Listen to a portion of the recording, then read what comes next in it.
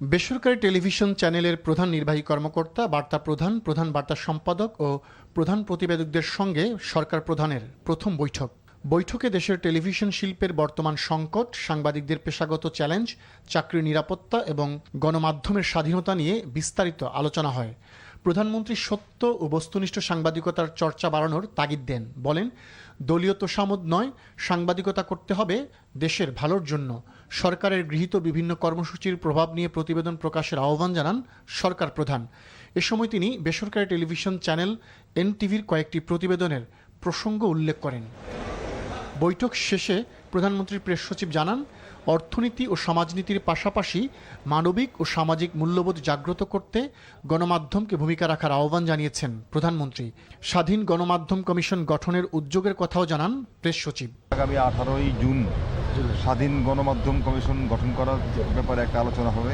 সেখানে যেই সমস্যাগুলো আছে সেগুলো নিয়ে যারা সংবাদপত্র শিল্পের সঙ্গে জড়িত আছেন, যারা এই ইন্ডাস্ট্রির সঙ্গে জড়িত আছেন, সবাই মিলে বসে একটা নীতি কাঠামো তৈরি করলে আমরা আশা করি যে আমাদের বিদ্যমান যে সমস্যাগুলো আছে এগুলো একটা সমাধানের দিকে যাবে।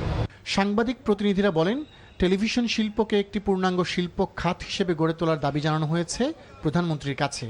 এছাড়া টেলিভিশনের জন্য ওয়েজবোর্ড বাস্তবায়ন, চাকরির নিরাপত্তা নিশ্চিতের কথা তুলে ধরা হয়েছে। সাংবাদিকতার নামে সরকারের তোষামোদ এগুলো মোটেও প্রয়োজন নেই। যেটা সত্য, সেই সত্যকে যেন আমরা সঠিকভাবে তুলে ধরি, সেটাই তার প্রত্যাশা। টেলিভিশন ইন্ডাস্ট্রিটাকে আসলে ইন্ডাস্ট্রি আকারে যেন দাঁড় করাতে পারে এই সরকারের আমলে, সেটি আমরা আসলে চাই এবং সেই হিসেবে আমরা ওনার সাথে কথা বলেছি এবং আমরা আমাদের যত সমস্যাগুলো আছে এবং অতীতে আমরা যেসব সমস্যা ফেস করেছি সেই সমস্যাগুলো তুলে ধরেছি। দলের জন্য কিংবা ওনার পক্ষে নিউজ করতে হবে সেটা উনি বলেননি, কিন্তু উনি একটা জিনিস শেষে বলেছেন যে আসুন আমরা সবাই দেশটার জন্য ভালো কিছু একটা করি।